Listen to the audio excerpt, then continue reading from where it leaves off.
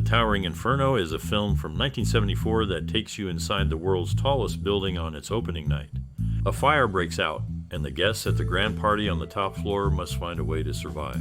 This movie is packed with action and features stars like Steve McQueen and Paul Newman.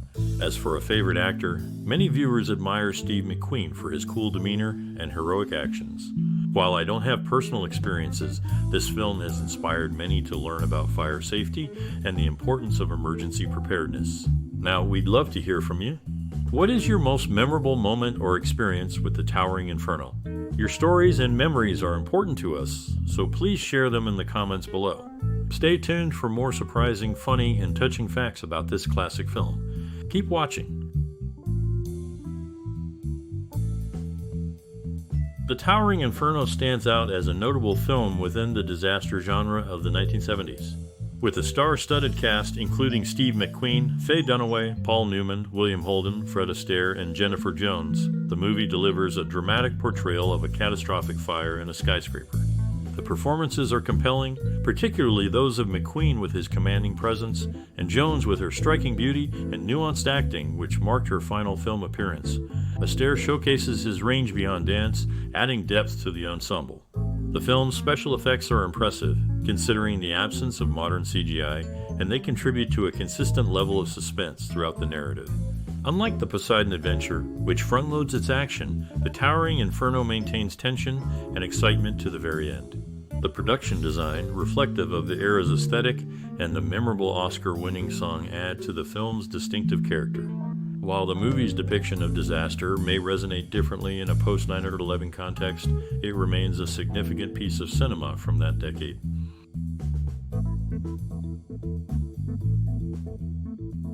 In a notable observation, columnist Herb Keane pointed out the film's depiction of two unlikely events in San Francisco's simultaneous arrival of fire trucks at an emergency and the public's enthusiastic support for the mayor. Paul Newman, a prominent actor of his time, declined a role in the paper, which was later filled by Robert Duvall. Interestingly, despite its acclaim, this film stood out as the sole nominee for Best Picture at the Oscars that year without a nod towards its writing, a rarity among contenders.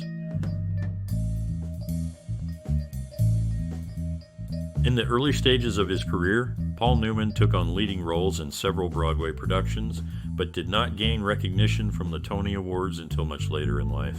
His nomination came for a performance in a revival play when he was 78 years old. William Holden, an actor with a deep interest in Japanese culture, formed a connection with Toshiro Mifune during a trip to Japan. He played a key role in introducing Mifune's work to American audiences, even adding his own narration to one of Mifune's films.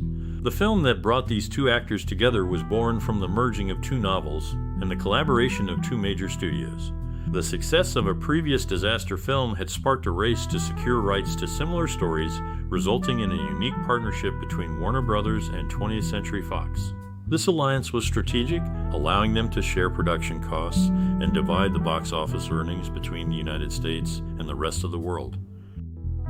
In the backdrop of a high-stakes drama, O.J. Simpson emerged as a notable figure, not just in sports but also in entertainment, becoming the second professional athlete to host the popular television show Saturday Night Live.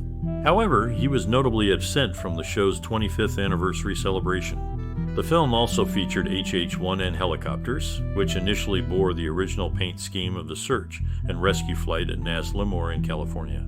These aircraft were later repainted in red and white and remained in service until the unit was disbanded in 2004, with the team proudly acknowledging their contribution to the film. Adding to the film's connections, Richard Chamberlain, known for his acting, was also the first to record the song "They Long to Be Close to You" in 1963, predating its rise to fame, despite the composer's initial reservations about his rendition.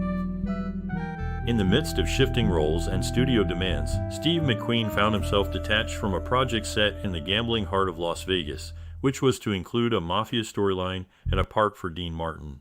Instead, his path led him to a different challenge, one that involved a towering structure brought to life through the art of miniatures and matte paintings. This structure, a cinematic marvel, stood tall on screen, its interiors a replica of San Francisco's Hyatt Regency, while its exteriors boasted the familiar facade of the Bank of America building, extended skyward by the illusion of paint and perspective. Meanwhile, Fred Astaire reflected on earlier days in New York. where stage life was the norm, and his partnership with his sister Adele was well known. It was there he encountered Ginger Rogers, and together they graced a nightclub dance floor, an event that preceded their eventual journey to Hollywood fame. These shared moments of dance and discussion about the theater world with Ginger and her mother, Lila Rogers, were cherished memories that Astaire would later recount in his autobiography. Jennifer Jones, after a series of remakes in the late 1950s, took a break from acting, returning with a role in 1962. Robert Vaughn, with a solid educational background in theater arts, brought depth to his performances. Steve McQueen, known for his dedication to his craft, had a moment of doubt during the filming of The Great Escape, but was persuaded to return, cementing the role as one of his most memorable. These actors brought their unique experiences and dedication to their roles, contributing to the enduring appeal of their performances. In the landscape of American cinema, William Holden emerged as a significant figure, sharing the screen with Grace Kelly in The Country Girl and Audrey Hepburn in Sabrina, both of whom received Best Actress Oscar nominations for these roles, with Kelly securing the win. Holden's career includes a distinguished list of films now preserved in the National Film Registry for their cultural, historical, or aesthetic importance, such as Sunset BLVD, Born Yesterday, Sabrina, The Bridge on the River Kwai, The Wild Bunch, and Network. Steve McQueen, another prominent actor, left his mark at Grauman's Chinese Theater, where he placed his handprints and footprints, joining the ranks of Hollywood's celebrated stars. These actors' contributions to film have become a part of cinematic history, remembered for their compelling performances and lasting influence. In a unique casting choice, a film brought together Paul Newman and his son Scott Newman, with the latter playing a young firefighter. Their collaboration was notable, as it was the only time they shared the screen. Sadly, Scott's life ended prematurely due to a drug overdose, leading his father to establish an educational center in his memory to warn others about drug abuse. Paul Newman, despite a celebrated career, never shied away from acknowledging his less successful ventures. He famously criticized his own performance in an early role, even publicly apologizing for it. Steve McQueen, another star of the film, had a lesser-known appearance as a motorcyclist in a low-budget movie. Known for his love of bikes, he participated incognito, only to be recognized when collecting his modest pay for the day. His distinctive riding style was a giveaway for those familiar with the sport. In the landscape of 1970s cinema, one film stood out for its sheer scale, becoming the longest disaster movie of the decade. It featured Paul Newman, a director known for his unique achievement of guiding his wife to an Oscar nomination for Best Actress, a feat shared by only 5 other directors. Faye Dunaway, another star of the era, was recognized, albeit humorously, for her portrayal of a Hollywood legend, an acknowledgement that highlighted the often blurred lines between performance and reality in the industry.